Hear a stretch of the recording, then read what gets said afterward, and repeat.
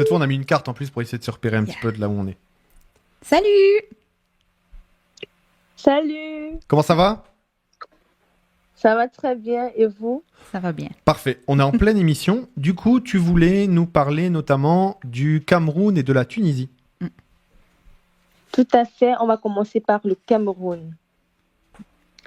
Alors au Cameroun, nous avons 181 ressortissants camerounais ayant manifesté leur volonté de rentrer chez eux et qui ont été enregistrés hier. Voilà, le ministre donc camerounais des Affaires étrangères a annoncé jeudi sur son site l'arrivée le jour même d'une première vague de 75 Camerounais à bord d'un vol de la Royal Air Maroc affrété par les autorités camerounaises et assuré qu'ils ont été immédiatement pris en charge.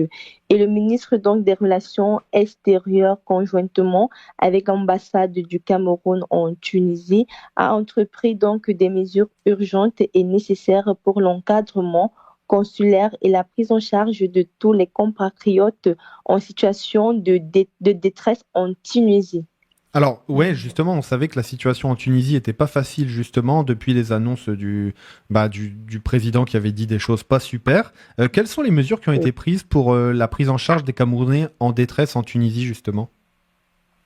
Alors, parmi les mesures qui ont été prises, nous avons donc la mise sur pied d'une cellule de crise au niveau du poste consulaire à Tunis, dotée d'un numéro vert et les interventions soutenues auprès des autorités tunisiennes en faveur de la protection des Camerounais en situation de détresse. Donc, voilà donc la principale mesure qui a été prise du côté de la Tunisie. Et du côté de la Centrafrique, tu avais une actualité? Tout à fait. En Centrafrique, nous avons donc 10 militaires sur les 19 enlevés par des rebelles qui ont été libérés mardi par ces rebelles-là et sont arrivés donc à Bangui mercredi. Donc, l'avion qui transportait les 10 militaires s'est proposé à l'aéroport de Bangui mercredi en début d'après-midi. Et il faut dire que ces 10 militaires retenus en otage n'ont pas eu l'autorisation de s'exprimer sur les conditions de leur détention. Et précisons également que la Centrafrique est le deuxième pays le moins développé au monde selon l'ONU et est théâtre depuis 2013 des guerres civiles meurtrières dans les premières années, mais qui a baissé d'intensité en 2018. Et enfin, toutefois, le ministre donc de l'administration territoriale rassure quant à la libération des 9 autres otages. Voilà. Wow. Et quand est-ce qu'ils ont été capturés? Alors, ces membres donc de l'armée centrafricaine avaient été capturés lors de violents combats le 14 février à Sikikede, dans le nord du pays, contre la coalition des patriotes pour le changement, la principale alliance rebelle dans ce pays en guerre civile depuis 10 ans. Voilà. Wow. Wow. Et tu avais une nouvelle aussi en Guinée?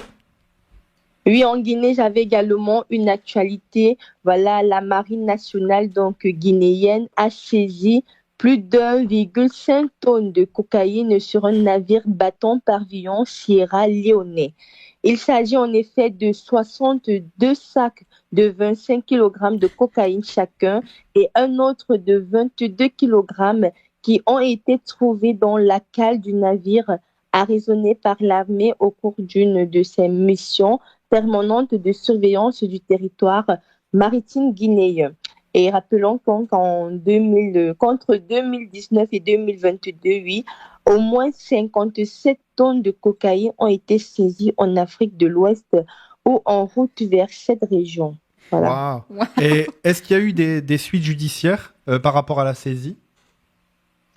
Oui, en effet, par rapport à cette saisie, le ministre de la Défense nationale a officiellement remis les 1,572 kg de cocaïne et les 10 membres de l'équipage du navire au procureur du tribunal de première instance de Kaloum à Conakry pour des enquêtes. Et précisons donc que l'Afrique de l'Ouest est devenue une région de forte consommation de drogue, selon un rapport de l'Office des Nations Unies contre la drogue et le crime. Waouh. Wow. Et tu avais une nouvelle aussi par rapport au Rwanda? Oui, une nouvelle plutôt bonne du côté du Rwanda en politique. Et nous avons donc l'homme politique Paul Kagame qui a été réélu à la tête du Front patriotique rwandais pour un nouveau mandat de 5 ans avec 99 voix. Donc, plus qu'une élection, un plébiscite pour Paul Kagame, salué par ses partisans. Et il faut dire que cette réélection intervient à quelques mois de la présidentielle prévue en août 2024 au Rwanda. Et le Front donc patriotique rwandais milite pour une candidature de l'actuel chef de l'État au pouvoir depuis déjà 23 ans. Wow. Eh ben, merci beaucoup, Oui. Olga. Merci à vous aussi.